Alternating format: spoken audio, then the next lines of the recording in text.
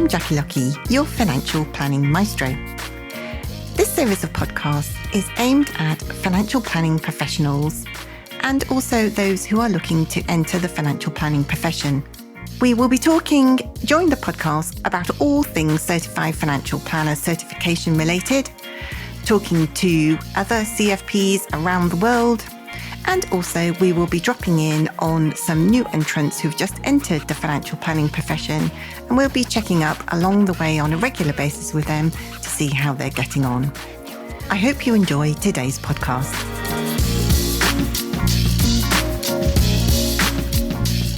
Hello and welcome. I'm Jackie Lucky, your financial planning maestro. And today I'm joined by a very special guest and also a very long-standing friend of mine, and that is Farida Hassanali. Hello, Farida. Hi, Jackie. Thanks for having me. I'm really excited to speak to you today. Excellent. Well, thanks for joining me. And we are here to talk all things financial planning related, and in particular, to talk about your journey to CFP. We've got quite a large number of people who are waiting for their level 6 exam results at the moment. And hopefully you'll be able to pass on some words of wisdom as we go through the interview today. Certainly do my best. Excellent. So let's start at the very beginning, because I think, correct me if I'm wrong, but you are the only person I know who actually grew up wanting to be a financial planner. So just tell us all about that. How did you come to find financial planning at such a young age and therefore decide that you wanted to be a financial planner? The first time I'd really seen or heard about kind of financial planning, financial advice, just money management in general, was watching a show called Your Money or Your Life, which was presented by Alvin Hall. And I'd always liked maths up until that point, and it just sort of stuck with me and felt, yeah, that's what I want to do. And even now, I still really distinctly remember this moment where there was a 12-year-old little Farida sat in front of the TV and that was my light bulb moment. Where I went, yeah, no, that looks like that's just right for me. So from there, just continued. I'd always liked maths anyway, so focused there, threw in some psychology and economics for my A-levels, went on to do maths with economics at university, and came on to financial planning after I graduated almost immediately. And fortunately, I was right. I do love it and continue to do so.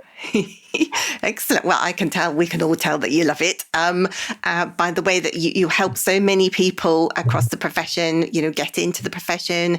You are well known for being a very supportive and kind person, helping people understand more about financial planning. So, what was it about that 12-year-old Farida that really attracted you to the financial planning side of the world, the kind of money business? Was it more initially about, the numbers, as you say, being great at maths, or there's some elements about helping people along the way as well? Because I think that's in your character too, isn't it? Yes, I think initially it was the numbers, because I knew I liked numbers, but at that point you don't really think so much about what you're going to do long-term, your career or anything. But I really liked the fact that the people side of it brought the numbers to life. It made it more relevant. It just made it more real, I guess is probably the best word for it. It meant that I could use what I enjoyed doing anyway to actually help people, as you say.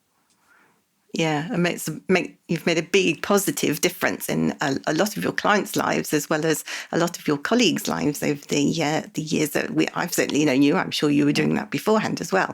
So tell us a little bit more about how you got into the financial planning profession and how you came across the certified financial planner in particular.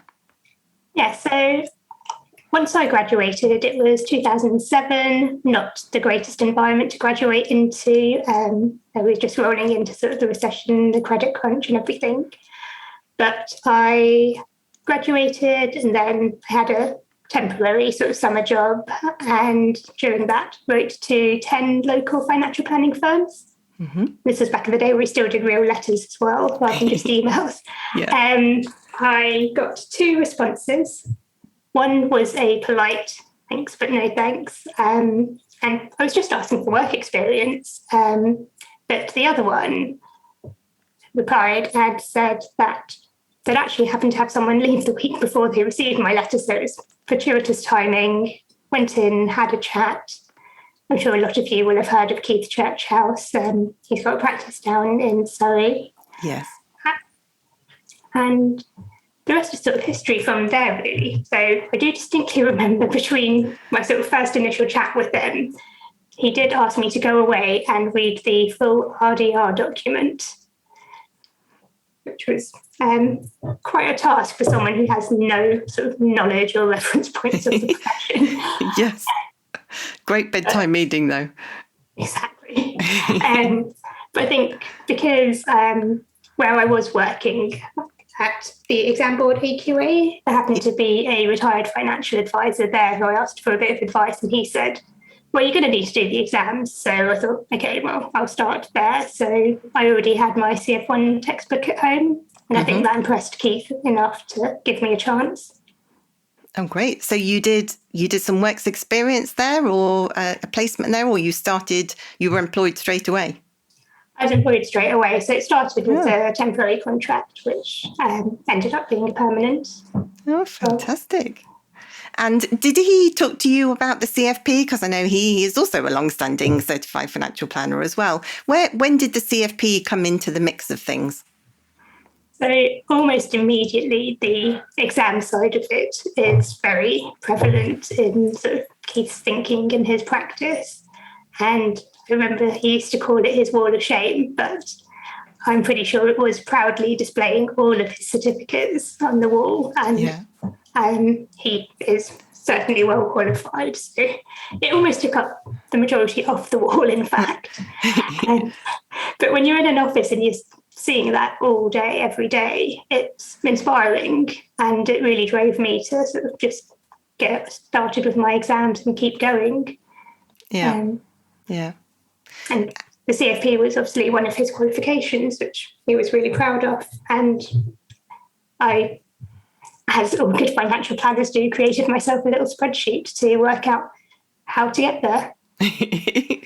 Excellent. Well done. Yes, we all love a good spreadsheet, don't we? So how did you get there? You went through mostly the CII exams to start with? That's right. So primarily you worked through the CII exams, a little bit pedantic, so I generally did them in numerical order. So I did sort of CF1 to 6 and then started on the Js back in the day before the ROs. And then sort of coupled some of the Js with the advanced papers. And rather than doing AF5, I did my CFP and got an exemption to AF5, so managed to achieve certified and chartered in one go. All at the same time. And being a smart cookie that you are, did you pass your CFP case study assessment on the first attempt? Not even close. I was so far off in my first go. It's not even funny, actually. I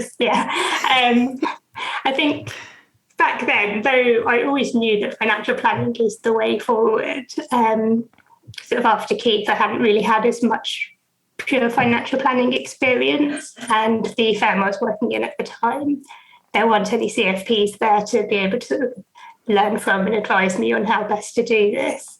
So I was a little bit out on my own trying to write my CFP. Fortunately found a couple of good mentors along the way and a really great community from the old IFP London branch meetings. And bit by bit, with each iteration, got a little bit closer until I did manage to pass on the third try. And you passed, that's the main thing. You got there, you got there. And just tell us a bit about the experience that you went through when you were creating your case study and then obviously re-engineering it when you weren't successful on those first 2 occasions. What was it that you had to change? Where was it where your thinking was challenged by the assessment? I think some of it, I remember, I think sometimes where I hadn't been in the profession for too long at this point, and some things where you just don't necessarily have the breadth of experience or knowledge. But I think I called it a collective investment account and got some vicious feedback to say, nope, that's a product specific one. It's the GIA that you should be speaking about. So there were sort of small tweaks with things like that, which were fine. But overall, it was just playing with the numbers. And I think it's very easy with the CFP to get too caught up in the numbers. You need to, and I guess I wasn't quite good enough initially of doing that part, but then zooming back out to see the bigger picture of how it all interlinked. Yes, I think with the assessment, I've spoken to quite a lot of people, and it kind of feels like you dive down a little rabbit hole with the numbers, don't you? And you're so in the thick of it, in the mixed it all, trying to kind of figure out what that kind of best combination is for that particular, client and the case study that you have. That actually you're right, being able to press the pause button and step back and say, actually, what was it that the clients wanted? Because you can be kind of drawn so far down that rabbit hole, you can end up in a different place to what they have essentially told you that they want. Exactly. It's very easy to let the numbers lead you, but it's the person behind it all that's actually the relevant point and what makes our job most interesting as well. Yes. And that's a really good point, actually, because I think there's been a lot of emphasis recently, a lot of discussion recently on, you need to be great at driving an Excel spreadsheet and things like that. But actually, you need all-round skills, don't you? Because in order to be able to explain that spreadsheet and all of the spreadsheets that you will have created when you did your case study assessment, that you need to be able to explain that in pretty straightforward terms, as if it was a real client that you were writing to. Exactly. And I think what really brought the CFP together for me was the fact that obviously I'd done all the other CII exams, so I felt like I had all of this knowledge. But this was really the point where I learned to apply it and make that real, to go, okay, so here's all the things I know, but what's actually relevant for this client? Yeah. And I guess I'm guessing that since gaining that, how long ago, dare I ask you, how long ago it was when you passed your CFP? It would have been 2014. So, 7 years now. Wow, great. And just tell us a little bit about how things have changed for you after becoming a CFP professional. Has the way that you approach giving advice changed? Has the way, obviously you've met more people along the way anyway, more certified financial planners. What's all that journey been like since you have gained your CFP? Yeah, so sort of lifestyle post CFP. It's definitely made me a lot more focused on financial planning, and just that distinction between the transactional advice where the client comes to you and just says, got a load of pensions that need sorting out, and you can do that, but it's less satisfying if there's no real why behind it all. And I think that's been the biggest difference to my sort of thinking and my attitude and what I want to be able to provide for clients as well. Yes, yeah. And actually, that kind of attitude has guided you through your professional career so far, hasn't it? Yeah, definitely. I think I've been fortunate to have quite a broad depth of experience, right from when I first joined Church House Financial Planning, now Chapters with Keith and his wife, that sort of little one-man band, to moving on to what felt like a big jump to sort of Common Place, which was an office of 15, and then True Stone, which was sort of 50 people, but then jumping over to UBS and seeing that real flip side to the profession when you look at global wealth management. Again, each role is really taught me a lot about the good and the bad side of how to treat clients, how to work with them, what they want, what they look for. Yeah. And building those relationships with clients, is a really important aspect that is drawn out, isn't it, with going through the CFP process, the kind of the approach that you take. Has it changed? Has doing the CFP obviously combined with the experiences you've had of the, as you say, the good and the bad. How do you think that all of that together has helped you improve those initial relationships with clients? Because I know you mentioned things like, if they just come saying, we want our pension sorted, you can kind of, well, we can do that. But, does it give you the confidence to be able to say to them, well, are you sure? Because obviously this is just more than your pension, isn't it? This is your future livelihood.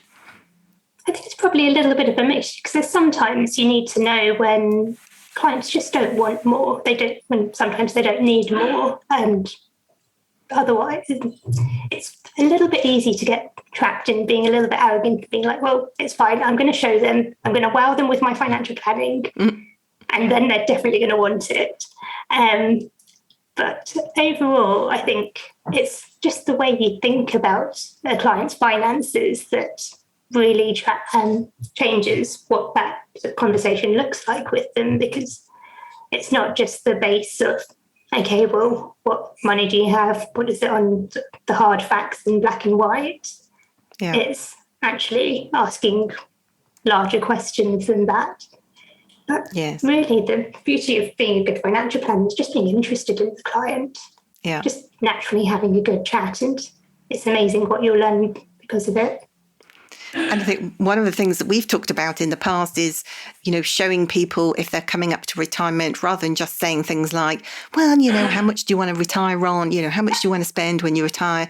That actually, part of being a financial planner is to help them really feel what it's like when they retire, so that they don't kind of become rudderless, if you like, in their lives. They're just, as we were saying earlier, you can be so focused on having a particular number, the amount of income that you can spend in retirement in this situation, but also it's about what you do with yourself on a daily basis, isn't it? It is. And I mean, this is definitely something I haven't quite mastered yet, I'll be honest. It's hard to sometimes say when all clients need is reassurance that they have enough to kind of be able to go, yeah, of course you do. You can retire today, but is that actually what you want?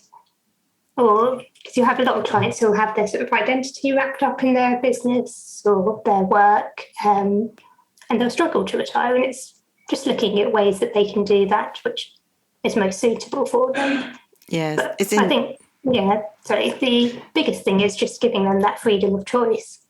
Yeah, it's interesting. There was some research in the BBC did a couple of years ago now, I think it was, and they said that there's something like 80% of people who retire say, I'm when they say, what do? You said they say, oh, I'm a retired, blank, fill in the last job that they had. And what was interesting was about 18 months or so, I met somebody who I asked the same question of, and they said, I'm retired, full stop. And I was like, oh, it's amazing. You're the first person I've actually come across who's actually retired, who's just said, I've retired. And perhaps unsurprisingly, a client of a certified financial planner that we know. But I thought it was an interesting change in language just by not saying, I'm a retired financial planner, or, I'm a retired librarian, or whatever it might be. So I think just helping clients understand what they can do with the rest of their days, that it's not just a case of retiring at 50 or 60 and then just kind of sitting there waiting for the inevitable, is it? It's about living life to fullest, to be as full as possible, isn't it? Definitely. And I get part of that is really, I know a lot of the time we'll actually just be using the meeting to encourage clients to spend more because they can. Yeah. And that will be before and after retirement. So do you have a favourite type of client that you deal with now? Because you're at Paradigm Norton now as a senior financial planner. And do you have a preference for particular clients who kind of gravitate towards you? This is probably entirely my personal bias on this, but it's probably female professionals. It's there's so many studies and things that kind of talk about how women don't have confidence to invest, I've been speaking to a domestic violence charity recently as well, and you hear all of these stories about how it's such a male-dominated kind of profession, and they're the ones who have the confidence to do these things. And one sort of stat that really stuck in my mind, I can't remember the exact numbers, but it was more the way that women think about their money, is that a woman will see her money as family money, and that will normally get spent on kind of the kids or just the day-to-day things. Yeah. Whereas the man will think of his money as more long-term, and he therefore feels more able to invest it. Yes, it is interesting, isn't it? Yeah, and that's really stuck with me. And I don't think you necessarily even need to have a family or anything to be stuck in that kind of thought loop of just not necessarily thinking far enough advance or feeling like you can invest and take that risk. So, yeah, client-wise, it's very much trying to bust some of those myths and empower women to gain that financial independence. Yeah, extremely worthwhile thing to do. I read something the other day, actually, that suggested some research that suggested that women seem to take longer to make financial decisions because they want to, deliberate the options for a little bit longer rather than going, oh, yes, here are my options. Right, okay, well, let's just do that one. Have you found that at all? I think it varies, especially when you're looking at advising a couple, where some women will want to take away the information, they'll want to have something that they can read and think about. Others will just let their partner make the decision. I think a lot of it depends on their background, sort of where their confidence is, their knowledge. Again, I think you have a lot of professionals who they're so used to making decisions in the day-to-day that they feel more able to take in the information and do that. Yeah. That's really interesting. So let's return back to all things CFP and tell us about we've got quite a few people who have sat their level 6 exam back in September now, who are eagerly anticipating their results. So fingers crossed for everybody out there who is awaiting your result. What would you say, what advice, what tips could you offer people who are thinking about continuing on to do the case study assessment? Obviously, we appreciate it. It's changed a little bit since you and I did ours. But, the crux of it is still the same. So what sort of tips and information would you want to pass on to our listeners to help them along their way? I think the thing I wish I'd done is just to have like a post-it or something even, which is always like there in the front of my mind, looking at it to go, okay, well, these are the objectives. These are like the top 3 priorities that we're looking to address. And then when you're doing the numbers, it kind of flows a little bit more easily. Because I know there's always a lot of back and forth when you are playing with the numbers, trying to work out a bit of trial and error to go which exact number fits where.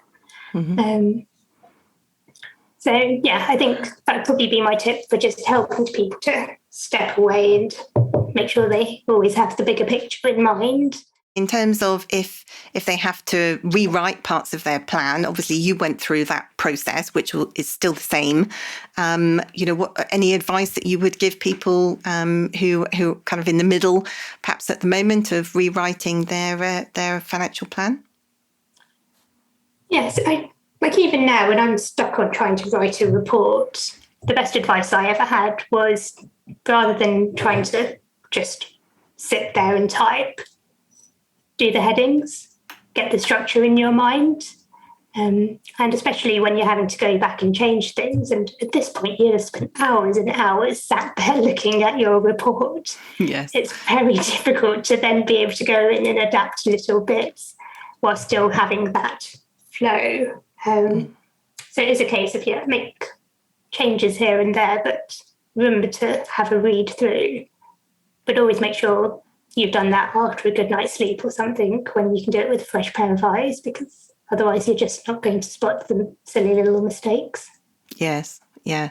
And I think that's really interesting. That's a really good point, because that's one of the things that I've been asking people to do is say, promise that you will pop it in a drawer or don't look at it for, a couple of days if you have the chance to, before you go back and give it one last read before you submit it for assessment, because there are so many, sentences that you don't quite finish, or typos, little mistakes here and there that can kind of build up as you go through the report, because obviously writing 60 pages, aren't you now? Yeah. That could be a lot of typos in 60 pages, so definitely one of the tips that I would definitely echo in that. And if you have some kind colleagues, friends or relatives, then someone to proofread it is probably helpful too. Yes. And labeling is very important, because you can't find out where you've gone wrong, or the assessors can't tell you where you've gone wrong if you do go wrong, if you don't label everything. So at least page numbers, and preferably section numbers as well, so that you can be guided to the right place that needs a bit of a rejig or a fixing, can't you? Yes, and if people haven't learnt about it already, then the Word sort of contents table, which can automatically update with all of the page numbers and things, is also really helpful. Yeah. It's just some of the basic things that I think when we're in a rush, and that's it, when we leave ourselves short of time, that if we can set them up before we start, then these things will help us in the long run, don't they? Completely. And actually, there's so many just ready-made templates that you can use for these things as well. So you're not always having to start with a blank page. No. Yeah, that's really interesting. So any last pearls of wisdom for the people who maybe are thinking of embarking on the CFP pathway, thinking of becoming a certified financial planner? Has it benefited you globally, knowing other CFPs, or anything else that you just want to pass on to those thinking about it? I mean, one of the things which always made me so focused on the CFP being my pathway, that sort of being the pinnacle of all the exams that I wanted to do right from the very start, is the fact that it was global. It was nice, again, just to have that flexibility to think, well, if I'm going to move abroad or something, it would be great to have a qualification that's recognised anywhere.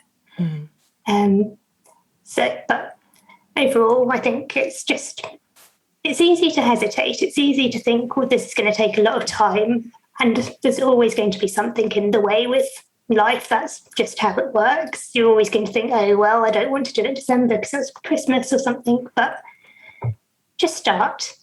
Once you start, you'll finish. And then you'll have your CFP and you'll be amazing. Excellent. Thank you. That's a great point to stop on. Thank you very much, Farida.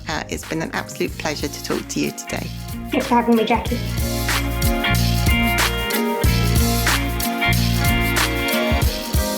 I hope you enjoyed today's podcast. It's quite interesting to listen to the different views and discussions with different people, isn't it? Join me next time when we'll be discussing all things certified financial planner related and catching up with those new to the financial planning profession. Bye for now.